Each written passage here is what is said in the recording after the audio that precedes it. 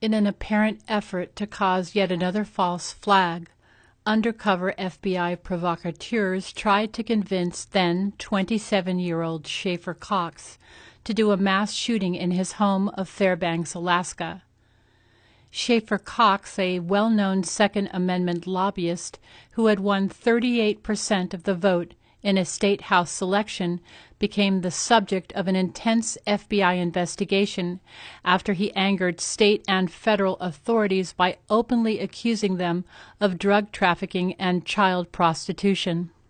Oil pipeline service company executive Bill Allen, who had been spared prosecution on multiple counts of sexual abuse of minors in exchange for his 2008 testimony against pro-Second Amendment Alaska Senator Ted Stevens, was among those implicated. The statewide drug task force supplied children for sex to a number of state and federal officials in exchange for those officials' cooperation in concealing the ongoing illicit drug trafficking activities of the statewide drug task force, Schaefer Cox said. Not long after these public statements, the same departments that Schaefer Cox accused of corruption sent in numerous provocateurs to try to switch his efforts off of exposing corruption and onto violent vigilante-type actions. Schaefer Cox, who believes in non-aggression and voluntarism, can be heard on multiple undercover recordings telling the provocateurs, "No, I'm going to pull a Gandhi, not a Rambo, and if we turn violent, people will see us as the bad guys." In what some have called a deviation from accepted investigative techniques, the FBI responded to Schaefer Cox's rejection of their violent proposals by creating a threat to his children that could serve as a motivator. Working with the Office of Child Services, the FBI filed a child neglect complaint regarding Schaefer and his wife Marty's 1.5-year-old son. Because they do not require probable cause, child neglect complaints are an attractive tool for investigators who wish to enter a home but lack any evidence to support a warrant. Once Schaefer Cox was made aware of the writ of assistance issued for the seize of his young son, the FBI dispatch undercover provocateur Bill Fulton tried again to convince Schaefer Cox to go on a shooting spree in response to these new developments. Bill Fulton, acting under the supervision of FBI Special Agent Sandra Klein, pointed out that the child neglect was obviously the corrupt work of Schaefer Cox's political adversaries in the government and urged him to kill all officials involved. When Schaefer Cox and his friend Les Zerbe refused Fulton's violent suggestions a second time, Fulton flew into a rage. He held a hunting knife to Zerbe's throat and told him he would slit his throat open and bleed him out at his feet if he and Cox didn't agree to the proposed mass shooting. Cox and Zerbe refused and escaped, never to see Fulton again. Suspecting foul play by the FBI and local police and fearing for their lives from Fulton, Schaefer Cox and his wife went to the military police station on Fort Wainwright for help.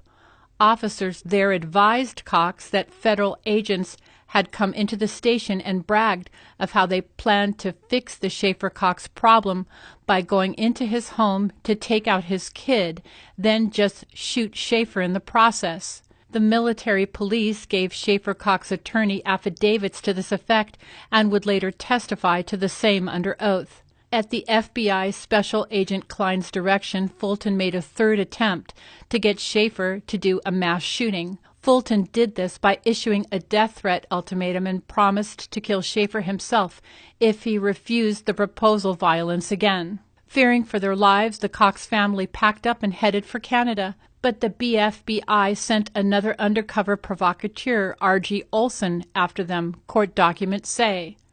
Olson, a self-described drug wholesaler working under the supervision of FBI Special Agent Richard Sutherland, held the whole Cox family, including a 2-year-old boy and a 3-week-old baby girl, hostage against their will in an attic for 21 days after sabotaging their vehicle, then using death threats from Fulton, and made up a story about a truck driver to keep them from leaving.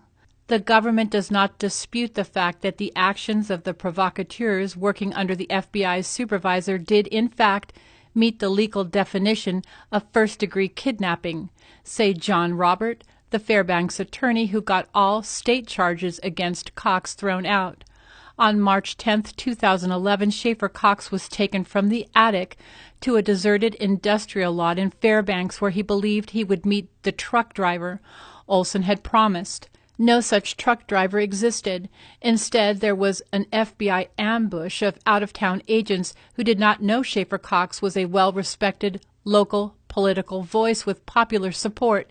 The agents who had been instructed to shoot Schaefer on sight if he had a weapon were not advised by the local FBI case agent of Cox's repeated statements about being like Gandhi and not Rambo. FBI Special Agent Richard Sutherland supplied Olson with an unregistered, non-traceable pistol and instructed him to put it in Schaefer's lap, then get under the truck so there will be some thick metal between you and him when the shooting starts. The FBI's plan was interrupted when the owner of the industrial lot happened upon the scene and started asking questions about why men with masks and machine guns were hiding around the corner. Schaefer Cox was arrested and put on trial for conspiracy against the government. The prosecution was led by Steve Scrocky and Joseph Bottini, the same people that were held in contempt of court for hiding evidence in several related trials of Alaska political personalities.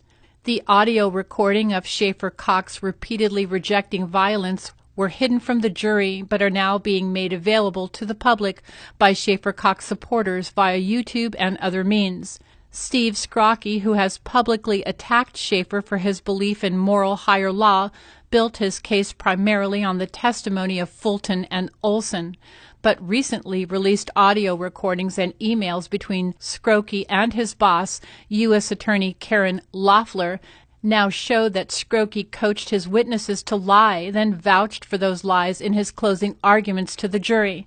Still others have taken issue with Scrocky's entire theory of the case. The importance of this case is significant to the whole of humanity, says Larry Pratt, president of Gun Owners of America. He points out that the prosecution conceded that Cox had no actual plans for violence, but convicted him anyway based on Cox's belief that we, the people, may someday have to stand down an out-of-control government. Schaefer Cox has been in prison since 2011, agrees. If we don't reverse my conviction, it will set a sweeping new precedent, allowing for the wholesale roundup of those who have not committed any crimes. Please access the links in the description box below for more information on Schaefer Cox. There is also a link to a White House petition to free this man. Thank you.